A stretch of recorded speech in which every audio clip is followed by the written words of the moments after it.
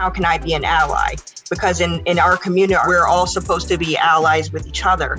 And I would just love to hear maybe some examples or some ways that other people who might look different than us, or who might not be minorities in different ways, can support. You spoke about some of it. It's about the courage to be able to speak up in the moment where it matters. You know, speaking up when you're outside of the incident and I want to tell you how I think that they should have treated you or whatever the case, that's not going to help the situation. I need you to speak up in the moment where it actually matters. And so I think that's what allyship really looks like. Allyship has to be bold. Allyship has to be courageous. And when I look at the first, I want to say 20 years of my career, I only reported to white men for 20 years of my career. I never had a minority leader in the first 20 years. I never had a woman leader in the first 20 years. And every door that was open for me was opened by a white male who decided, I'm not going to go what I'm used to. I'm not going to go with what my peers or colleagues say I should do. And I'm going to give you an opportunity because I believe in what you bring to the table, right? So I don't want us to close ourselves off from those allies, because sometimes those allies are your saving grace. And these men over the years have been my saving grace. Now, this is the interesting part about my career. So I went 20 years into my career, got my first woman leader. Every leader I've had since then has been a woman.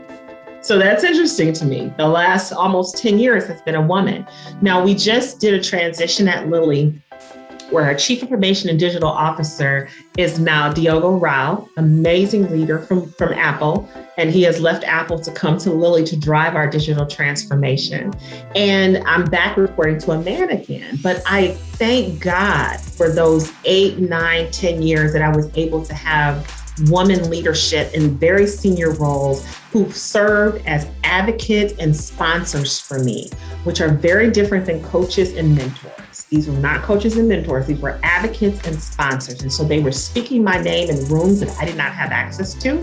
And they were opening up doors that they had the ability to open up in order to allow me to walk through those doors. And so I think that when I look at the growth of my career, the majority of that growth truthfully has happened, I hate to say it, since I have been reporting to women, the exponential growth.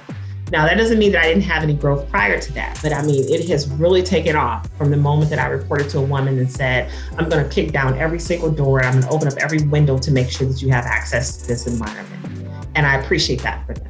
So now it's easier for me to go back to Diogo now and report to him, because I've had this experience where my career was able to move at a pace that sometimes it was a little even overwhelming for me.